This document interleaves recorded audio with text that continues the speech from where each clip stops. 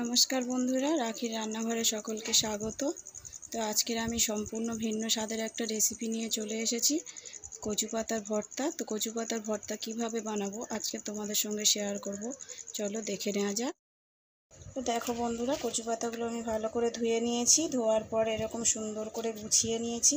দেখো, একটা মাথা এদিকে আর একটার এদিকে, মানে এরকম উল্টে পাল্টে গুছিয়ে নিতে হবে। প্রথমে আমি দিয়ে দিচ্ছি কুচনো পেঁয়াজ। পেঁয়াজগুলোকে এইভাবে আড়ে আড়ে কুচিয়ে নিতে হবে। একটা মিডিয়াম সাইজের পেঁয়াজ, ওকে আমি একটু আড়ে আড়ে নিয়ে নিলাম, কারণ পাতাগুলো একটু ছোট সাইজ, একটু বড় সাইজ হলে ভালো হতো, কিন্তু আমি একদম কচি পাতাগুলো নিয়েছি। এরপরে দিয়ে দেবো আমি রসুন কুচানো।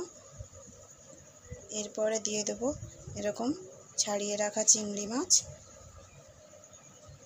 এবার দিয়ে দেব হলুদ গুঁড়ো 1 চামচ, লঙ্কা গুঁড়ো 1 চামচ,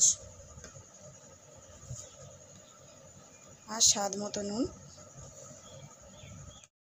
আর চা চামচের 1 চামচ সরষের তেল। এবার আমি পাতাগুলোকে এইভাবে মুড়িয়ে নেব।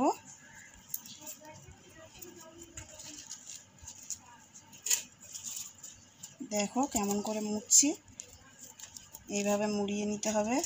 আর এই যে টুথপিকগুলো দিয়ে এইভাবে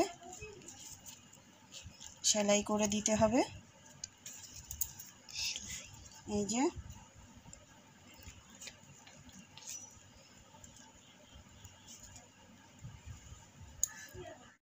দেখো বন্ধুরা, এইভাবে সুন্দর করে বেঁধে নিয়েছি, পুরো পাতুরির মতো করে, যেমন করে তোমরা পাতুরিগুলো বাঁধো সেম করে নিয়েছি। চলো এবার আমি সিদ্ধ করতে দেবো এটাকে।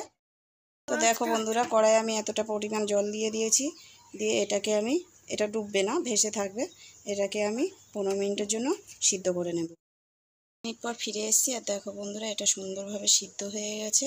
আমি এখন তুলে নেব এটা।